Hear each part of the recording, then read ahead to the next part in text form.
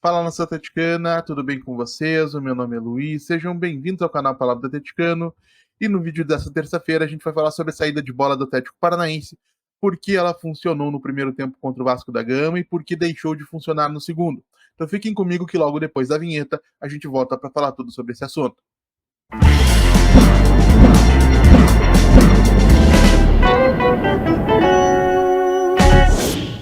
Então vamos lá para o tema do vídeo de hoje, pessoal. E para explicar de maneira mais detalhada e facilitar a compreensão daquilo que eu quero transmitir no vídeo dessa terça-feira, a gente vai utilizar imagens da partida cedidas pela Rede Furacão para poder explicar o porquê a saída de bola do Furacão funcionou no primeiro tempo contra o Vasco da Gama, o porquê não funcionou ou funcionou menos no segundo e o que precisaria ser feito nos dia a dia de treinamentos para que essa saída de bola funcionasse de maneira mais ampla, inclusive contra adversários tecnicamente mais qualificados do que a equipe Cruz Maltina, que sabe se vive uma fase muito ruim. Então, aguardem só um segundinho que a gente já volta com imagens na tela. Voltamos então com as imagens da partida já na tela, primeiramente para explicar e ilustrar como o Atlético Paranaense, comandado pelo técnico Cuca, sai jogando. E para quem não se recorda, na noite da última sexta-feira, dia 3, eu publiquei um vídeo aqui no canal Palavra do Atleticano, dizendo, entre outras coisas, que a equipe do técnico Cuca costuma sair jogando num sistema de 2+2. Nada mais é do que dois zagueiros sendo apoiados por dois volantes. Na tarde do último domingo, na Liga Arena, os zagueiros foram Kaique Rocha e Matheus Gamarra, sendo que é possível que um deles dê lugar ao Thiago Heleno quando o general estiver recuperado de lesão. E entre os volantes, as escolhas foram as mais habituais, né, as que o Cuca costuma realmente utilizar, Eric e Fernandinho. E o que a gente vai ver no nosso primeiro vídeo é justamente essa saída de 2+2, com Kaique Rocha e Matheus Gamarra, mais Eric e Fernandinho. E aí, na sequência das imagens, gente, a gente vai perceber que o Atlético vai trabalhar a bola de maneira articulada, e um dos grandes detalhes é que no momento em que o Atlético se aproxima do meio de campo, vão existir também duas opções de jogadores entre linhas. O Bruno Zapelli é um jogador natural dessa região, um jogador da chamada Zona 14, eu sei que isso virou meme com o Osório, mas é uma informação relevante. E quem costuma cair por ali também, quando o time tem a bola, é o Canóbio, né, que quando está na direita abre o corredor para a passagem do Leonardo Godoy, ou o Pablo, que quando é o centroavante costuma recuar. Quando o Pablo recua, como nessa imagem que a gente está vendo, quem vai estar mais à frente para fazer a referência e a fixação da defesa adversária vai ser o Agostinho Canóbio. Nesse lance especificamente, embora eu acredite que a melhor opção de jogada seria o Lucas Esquivel, que é quem tem a bola nesse momento, acionar o Pablo com um passe rasteiro, ele vai optar por um lançamento longo na direção do Lucas Esquivel, que vai terminar com uma finalização de perna esquerda do Agostinho Canóbio, perigosa, um lance que realmente foi bem construído pelo Atlético. Então vamos observar que o Esquivel vai fazer o cruzamento, a bola vai ser mal afastada pela defesa, e o Canóbio vai finalizar cruzado, mandando a bola pelo lado esquerdo do gol defendido pelo Léo Jardim. No segundo vídeo, eu separei ou destaquei a atuação dos laterais, porque no momento da construção, tanto o Leonardo Godoy quanto o Lucas Esquivel vão ter papéis bastante semelhantes. O Godoy pelo lado direito e o Lucas Esquivel pelo lado esquerdo. No momento da saída de bola, nenhum deles vai ter permissão para avançar de maneira agressiva, porque se isso acontecesse e o time perdesse a bola, acabaria deixando um espaço muito grande que provavelmente geraria uma chance de gol para o adversário.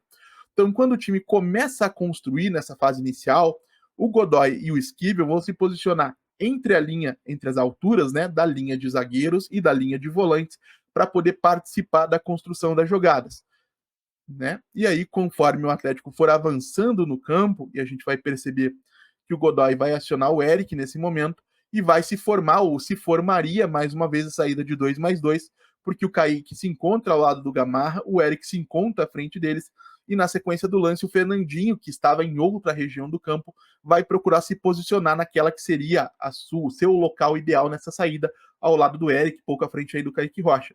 Porém, nesse lance especificamente, a bola vai ser girada para o lado esquerdo, o Esquivel vai dominar, e a gente vai perceber que conforme o Atlético vai se aproximando do meio de campo, os laterais vão ganhando mais liberdade.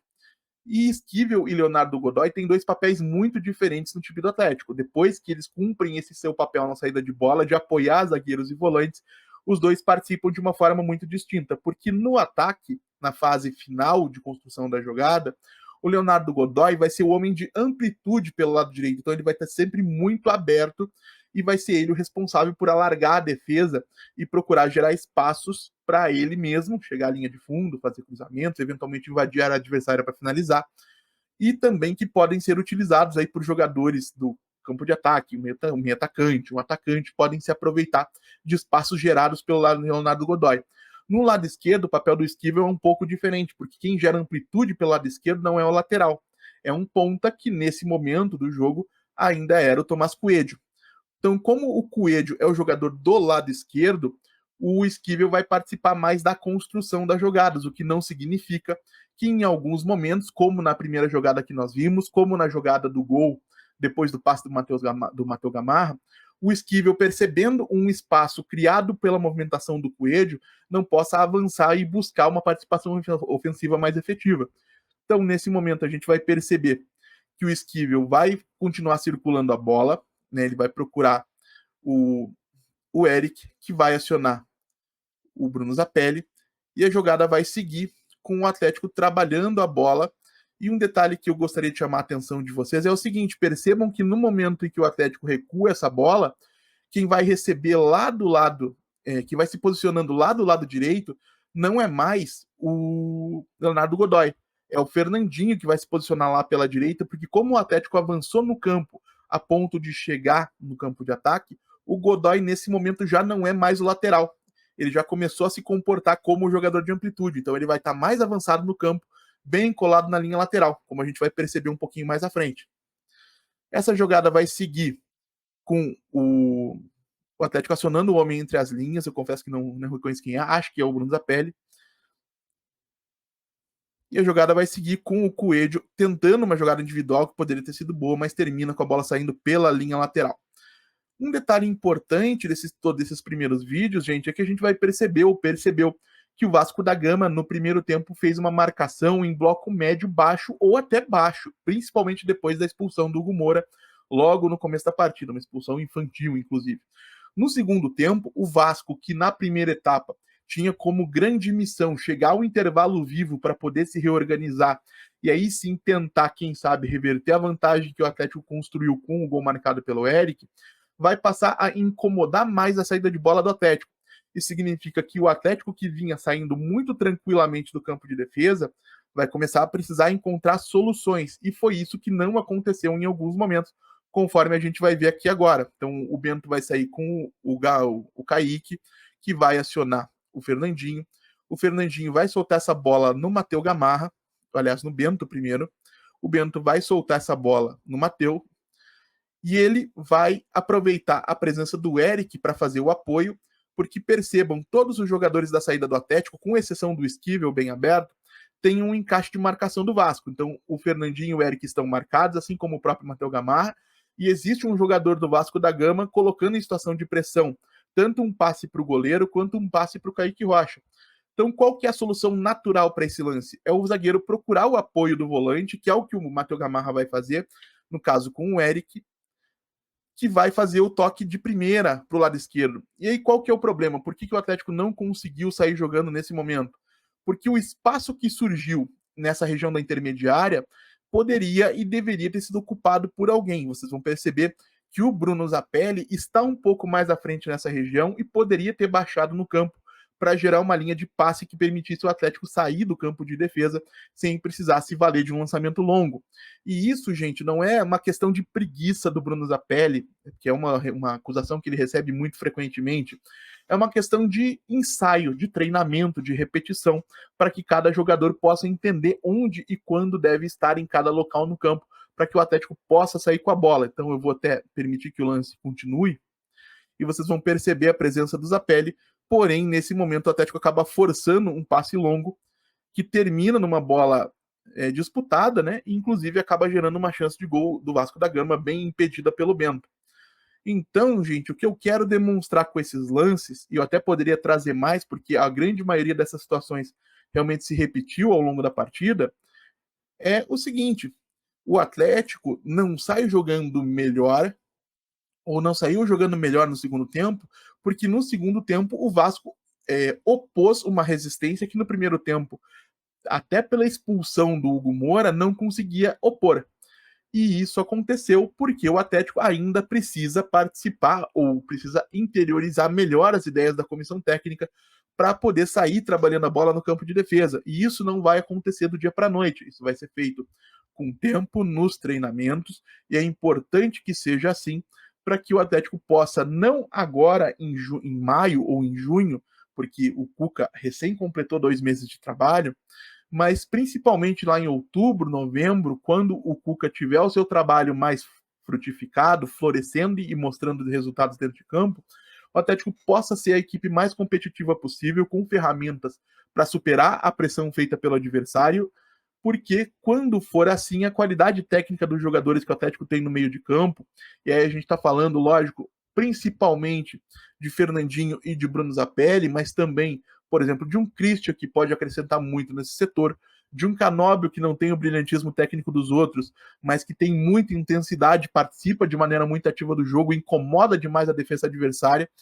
e também os jogadores do campo de defesa. O Esquivel é um articulador muito competente, o Kaique Rocha tem se mostrado extremamente eficiente nesse tipo de lance, e o Matheus Gamarra, um tanto é que é dele o passe que gera o gol da vitória do Atlético sobre o Vasco, também é muito competente com a bola nos pés. Então o Cuca tem sim uma gama de jogadores à sua disposição capazes de gerar um futebol mais interessante do que o visto no segundo tempo da partida entre Atlético Paranaense e Vasco da Gama na Liga Arena nesse final de semana.